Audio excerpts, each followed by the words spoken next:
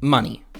Money does not buy you happiness, although it definitely can help. But when you start making a lot of money really quickly due to being in the right place at the right time, it can lead to some very, very stupid decisions. Life-ruining choices where people piss their entire fortune up against the wall through terrible decision making. And sometimes this is just genuine mistakes, but it can also be the result of greed. Now, when CSGO gambling blew up, a lot of people suddenly found themselves making a lot of money very quickly. And while a lot of them were no doubt hardworking individuals, the reality is they were able to make this money by being in the right place at the right time to take advantage of what was happening. And some people made the most of it. They made their fortune, they saved it carefully, and now they're set for life. But others fucked it up spectacularly, blowing their income on vanity items, going all in on crypto and having it blow up in their face, getting millions of dollars of skins banned by Valve. But the most interesting cases are the people who ruined themselves through pure greed. And on the 24th of January, one of these cases of greed breathed its last breath, and this would be OPSkins, a legendary skins marketplace that once dominated the scene, making immense amounts of profit and genuinely providing a useful service to the community. So, how did it all go wrong? Well, that's the story I want to look at in this video. Now, the premise of OPSkins was simple, and it's not hard to understand how it initially became so successful. So, when Valve added skins to CSGO, they deliberately tried to create an economy. So, skins could be freely traded from player to player or sold for Steam wallet funds on Valve's community market. But there was one thing missing.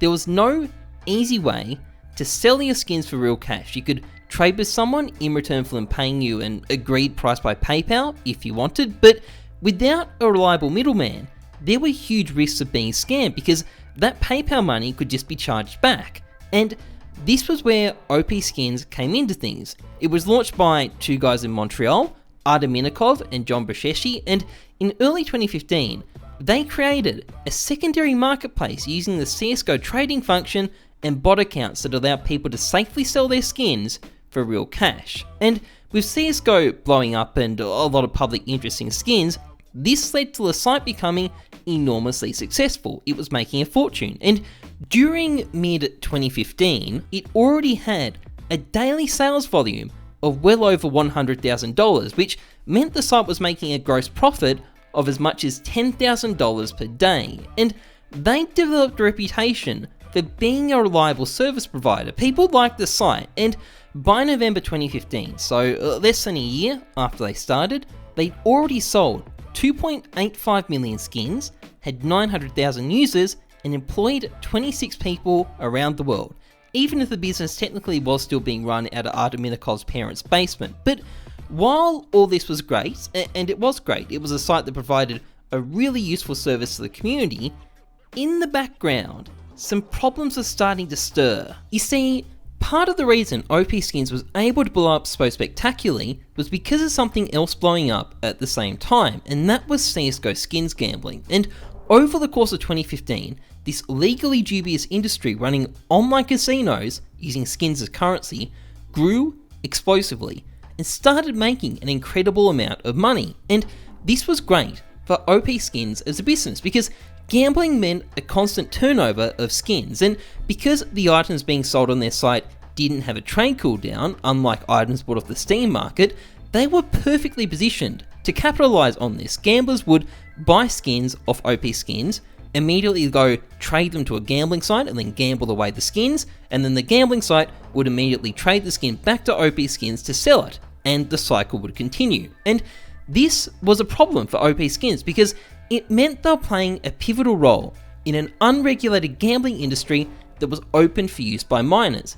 No age identification necessary, and that's before the scandals started. And another thing to note, before we get onto those scandals, OPSkins actually struck up a close business relationship with one of the major players in the gambling space, a man by the name of James Vargo, aka Phantom Lord. And this is extensively documented by Richard Lewis. They gave him skins to give away, they had dinner with him, and one of the OPSkins owners, the John guy, was in close contact with Joris, Phantom Lord's coder, and that was about to become very, very awkward because in mid-2016, the gambling scandals started to break. First of all, there was this vagrant from Call of Duty, a guy called T. Martin, who kind of got caught out over a site called CSGO Lotto. And I ended up like following them on Twitter and stuff, and they hit me up and they're talking to me about potentially doing like a skin sponsorship. Yeah, he actually owned that site. Yeah, the stuff that looked like bad acting,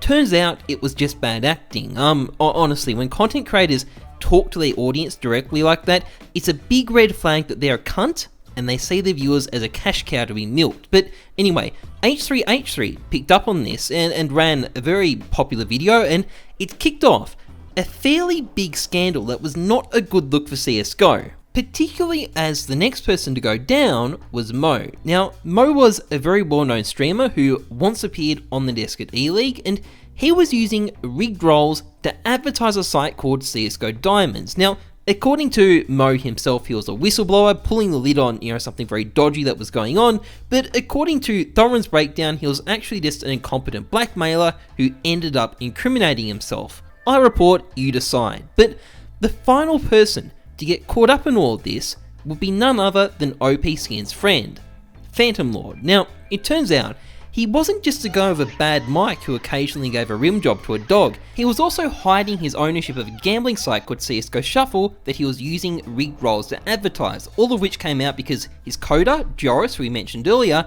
had very bad Skype security, and a hacker got in, got the logs, and gave them to Richard Lewis. And this was not a good look for OPSkins, given how closely they'd been associated, so it's little surprise they started covering up some of their social media details. Now, I couldn't find any real evidence that OPSkins actually did anything wrong, but it just wasn't a good look. But either way, they dodged any serious repercussions, and when Valve sent out a cease and desist letter to gambling sites on the 20th of July 2016, OPSkins was not named on it, and business continued as usual. Gambling sites quickly adapted to avoid being stamped up by Valve, and the good times continued. The OPSkins continued making sweet profits, and for the foreseeable future, the outlook was sunshine and rainbows. Now, beginning at the same time, there was also a gradual change in management at OPSkins. A California-based venture capitalist called William Quigley got involved, and he became the new CEO, and he seemed to be a well-qualified individual, and in the process, OPSkins headquarters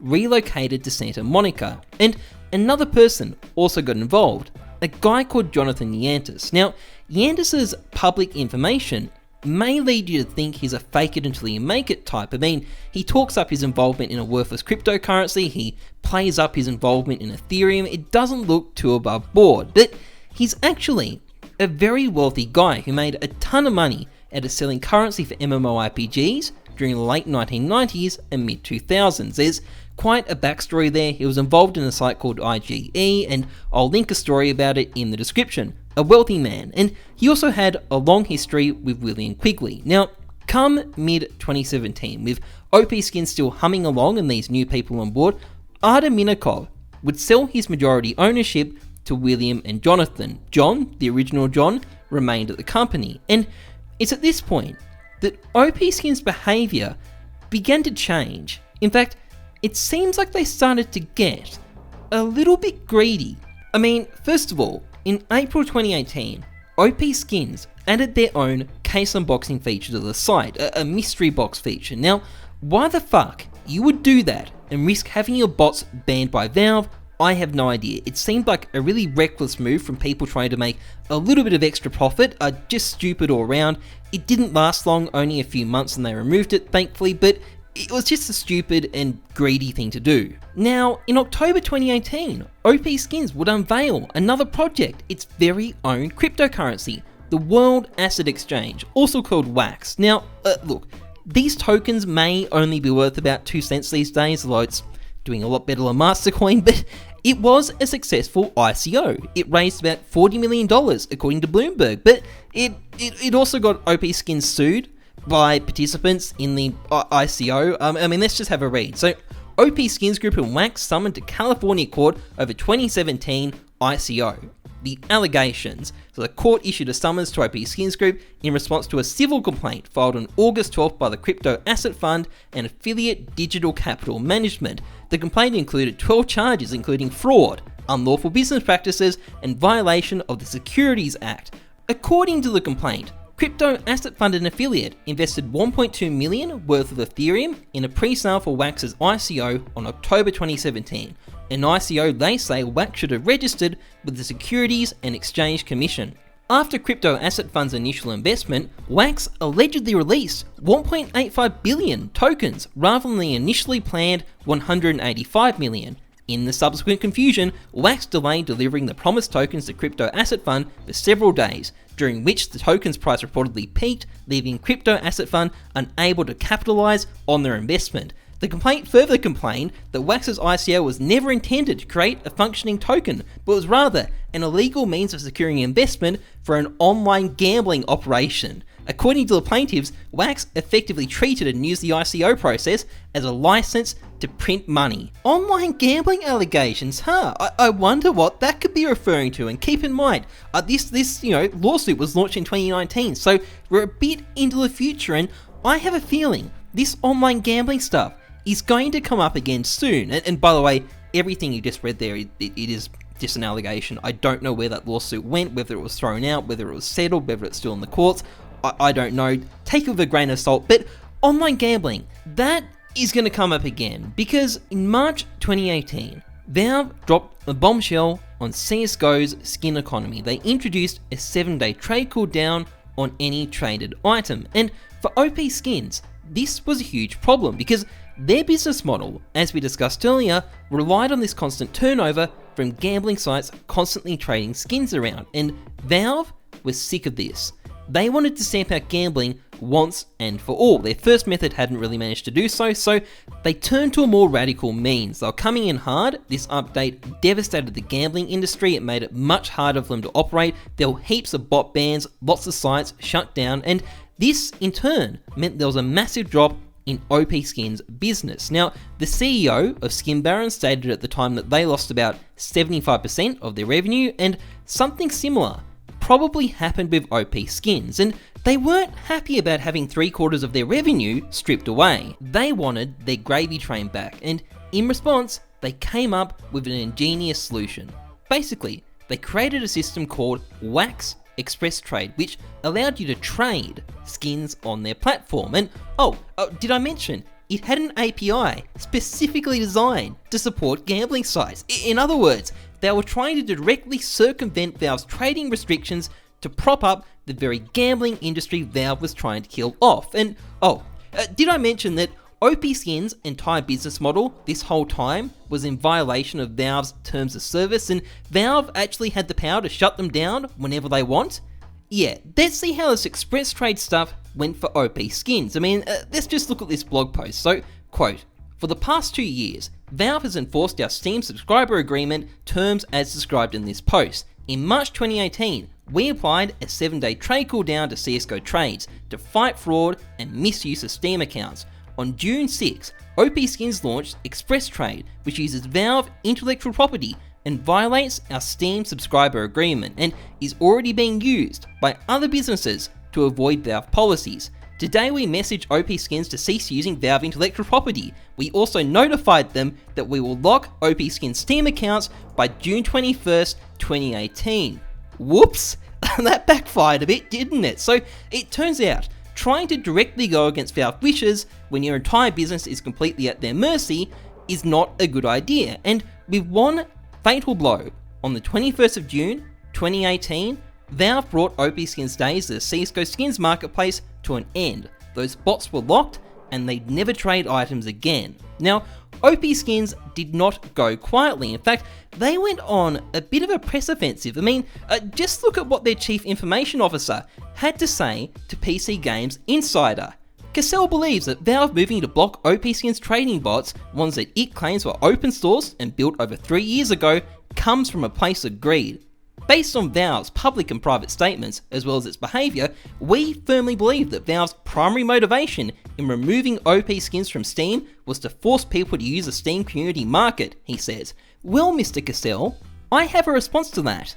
That's fucking bullshit, because if Valve wanted to force people to the community market, why did they leave BitSkins, Skin Baron, and CS Money still running? Why are all your competitors still doing fine? Well, I can tell you why. Because your company is the one that got greedy. Your company got greedy, it got reckless, and it thought it could get away with defying Valve's will, and it blew up in your face. Now, part of the reason OPSkins may have been so reckless at the time, so around about the middle of 2018, was because CSGO appeared to be mortally wounded, and some people thought it might not have that much longer left. OPSkins probably figured that it was worth taking some risks to try and squeeze the last bit of profit out of the community, and even with Express Trade gone, they had one other thing in the bag: their brand new cryptocurrency-based skin system, VGO. Now, VGO is a comedy episode all of its own. Basically, it was a blockchain system where you get a picture of a skin, so it's like a skin except you can't use it in CSGO in any way, shape or form. It's just this picture on their site, and OPSkins, for some reason, tried to hide their ownership of it. They went around claiming they'd only partnered with VGO, and they claimed it was all about the community. They claimed it was going to be used in tons of video games in the future, but in reality, all it was ever used for was gambling sites, and even then, only briefly. It went pretty much nowhere and turned out to be a massive flop. And with that not working either, OPSkins was running out of options. So in September 2019, they made one last effort to get back into the CSGO skins market, launching a peer-to-peer marketplace, probably inspired by the success of Buff in China. Unfortunately though, given their standing with Valve and their general reputation, no one wanted to touch this with a 10-foot pole, and this was also a failure. And so, on the 24th of January 2020, OPSkins was shut down for good. Once the most dominant third-party CSGO marketplace, now the URL simply redirects to Wax. Now, 2 years on from Valve's trading restrictions, CSGO is absolutely thriving, and there's tons of third-party marketplaces out there making good money. And if OPSkins hadn't pulled this Express Trade and VGO stuff, they'd almost certainly be the dominant player in the market, making very, very good money. Probably not quite as much as the golden age, but they'd still be doing super well. Hell, gambling has even been making a comeback, so they could have gotten into that, but instead, they threw it all away. OPSkins is now worthless as a business, and all because its operators couldn't contain their greed. And while I don't think anybody running the company would have been personally financially ruined, what was ruined was a multi-million-dollar business, a business that really did offer a great service to the community. It was great to use. I liked using it back in the day, but that was squandered because the money just wasn't enough. It's just another case of a small fortune ending up as a puddle of piss at the bottom of that wall. Anyway, that's pretty much it for this video. If you enjoyed it, please like, comment, subscribe. Otherwise, trust the numbers, not your guts. I'm Heyzeus. Thanks for watching. See ya.